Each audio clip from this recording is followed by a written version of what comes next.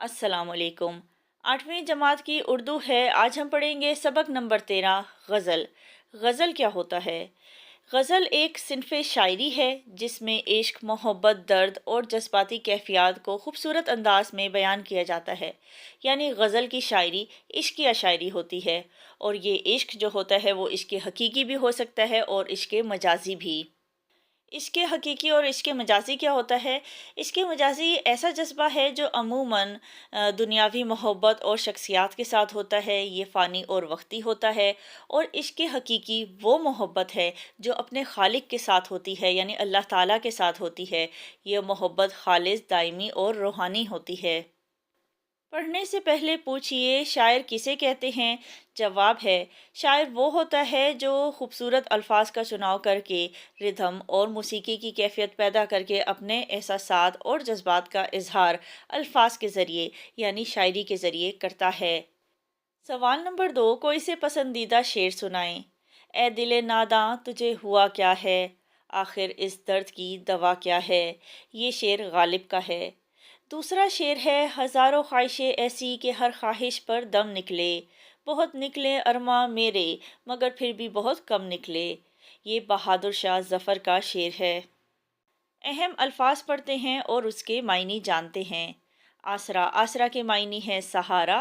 हजूम बला, बहुत ज़्यादा मुसीबतें या मुश्किलात। तलब, तलब के मायने हैं ख्वाहिश।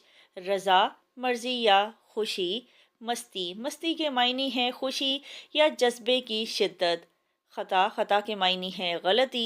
रंगीन नवा यानी मीठी सुरीली आवाज़। तसव्वुर, तसव्वुर के मायने हैं ख्याल। गज़ल के शायर हैं मौलाना हसरत मोहानी साहब। तारुफ पढ़ते हैं इनका। मौलाना हसरत मोहानी को रईसुल मुतगज़्ज़लीन भी कहा जाता है। रईसुल मुतगज़्ज़लीन के मायने हैं गज़ल का बादशाह। ये लक़ब उस शायर को दिया जाता है जो गज़ल गोई में आला मकाम रखता हो। इनका असल नाम सैयद फ़ज़लुल हसन है और वालिद का नाम सैयद अज़हर हुसैन। आप 1857 में यूपी के गांव मोहानी में पैदा हुए। आपने 1951 में लखनऊ में वफ़ात पाई।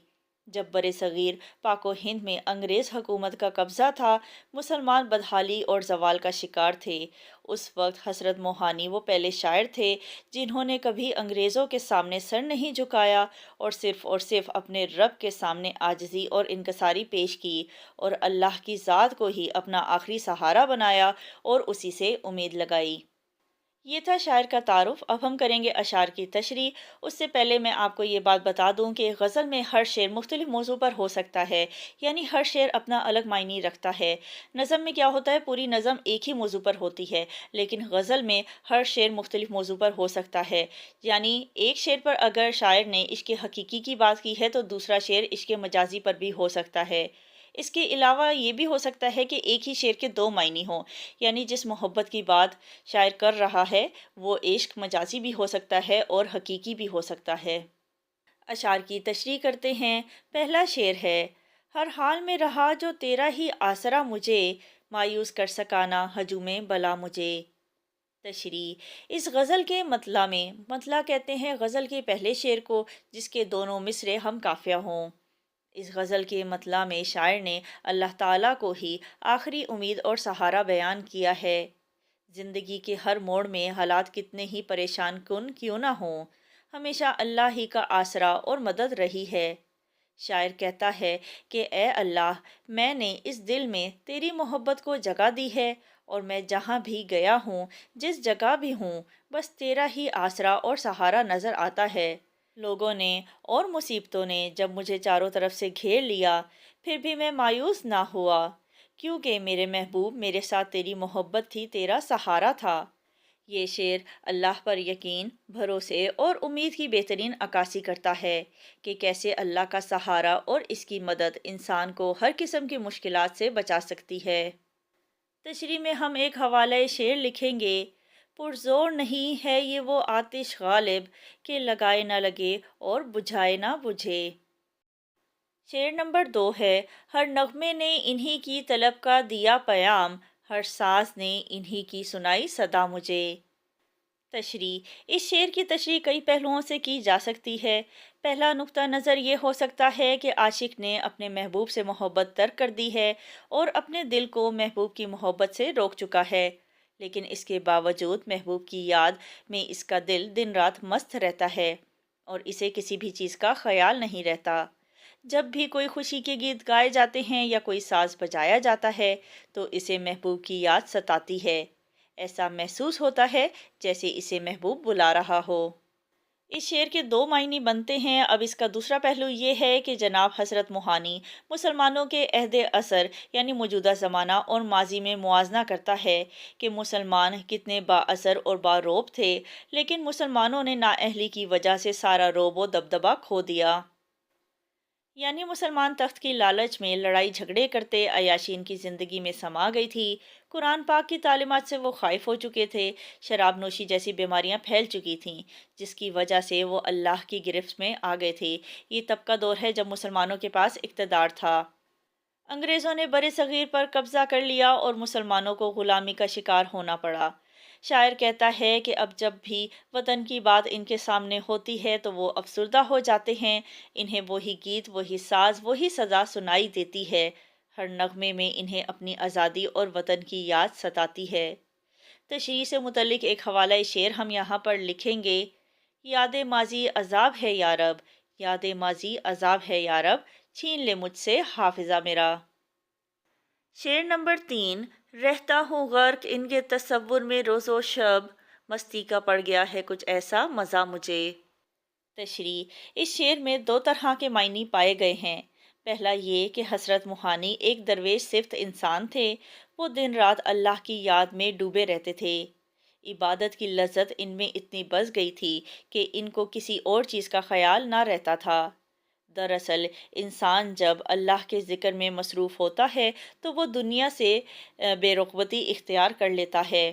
اسی طرح شاعر کو بھی کسی چیز کا ہوش نہیں رہا۔ شعر کے دوسرے پہلو کے مطابق شاعر ہر وقت چاہے دن ہو یا رات اپنے محبوب یعنی عشق مجازی کے خیال میں گم رہتا ہے۔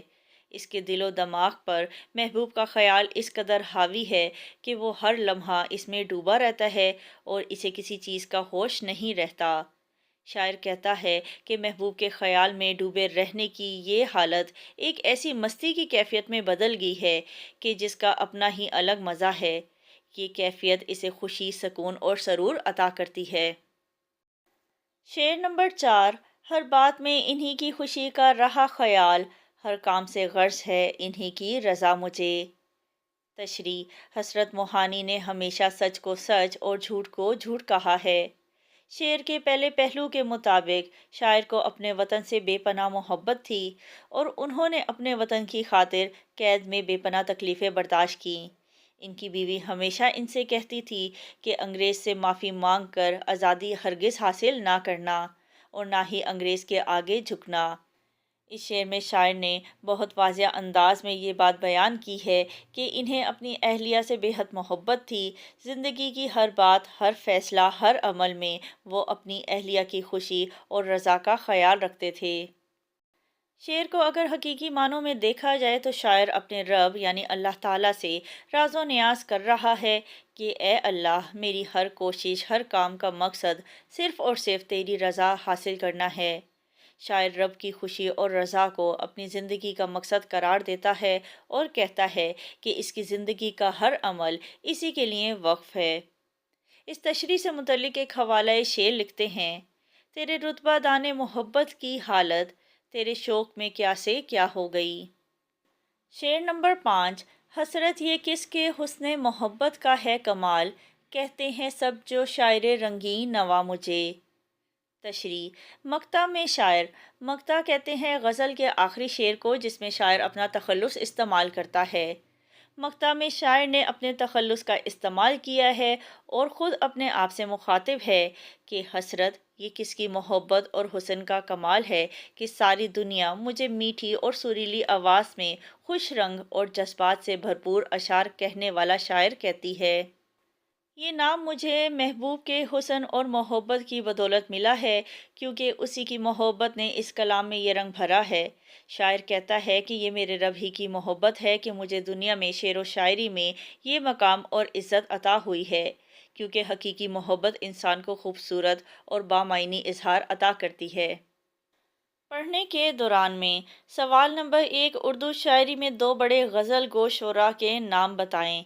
جواب ہے مرزا غالب اور میر تقی میر۔ سوال نمبر 2، آپ کو کوئی نظم یا شعر آتا ہے؟ جواب ہے ہر لحظہ مومن کی نئی شان نئی آن، گفتار میں کردار میں اللہ کی برہان، قہاری ہو غفاری ہو قدوسی ہو جبروت، یہ چار عناصر ہوں تو بنتا ہے مسلمان۔ یہ کلام اقبال ہے۔